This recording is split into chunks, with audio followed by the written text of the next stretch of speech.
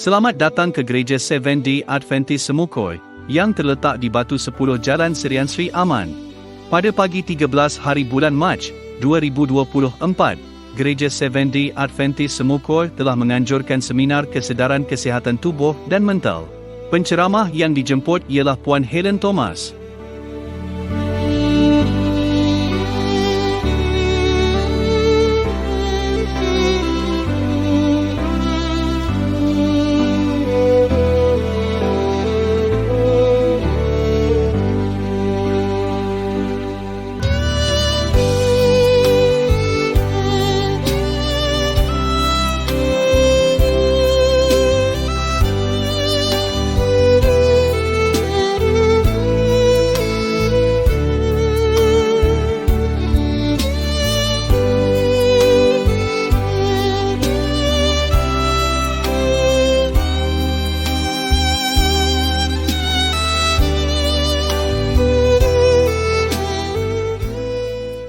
Seawal pukul 8 pagi, saringan kesihatan telah diadakan dengan anggota gereja yang peka tentang kesihatan diri sendiri datang lebih awal dari kebiasaan, dan diakhiri dengan anggota gereja dari gereja-gereja Seventh-day Adventist yang lain di kawasan Balai Ringin. Terima kasih kepada Puan Michelle dan pelayanan wanita gereja Semukoy yang bekerja keras untuk menjayakan seminar ini.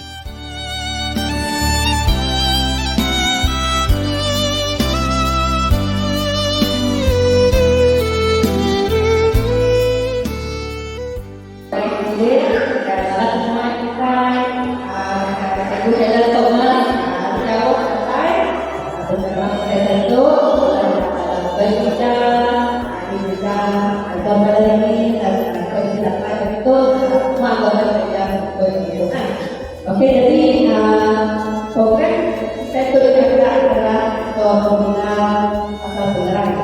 Jadi Bu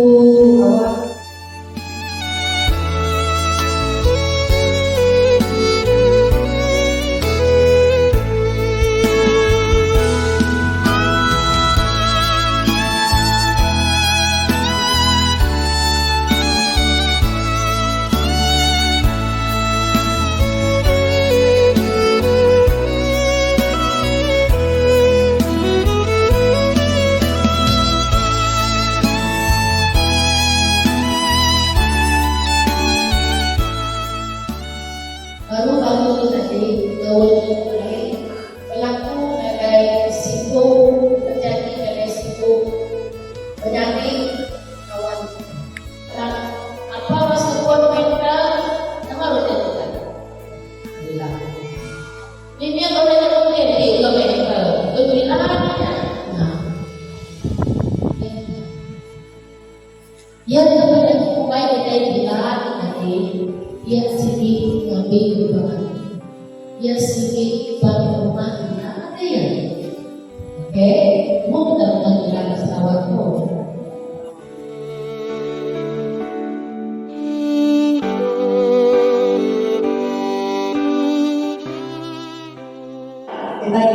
Tetapi menunjukkan juga aku yang terbiak-biak semua orang kita usia kita benar. Oke, itu bisa benar.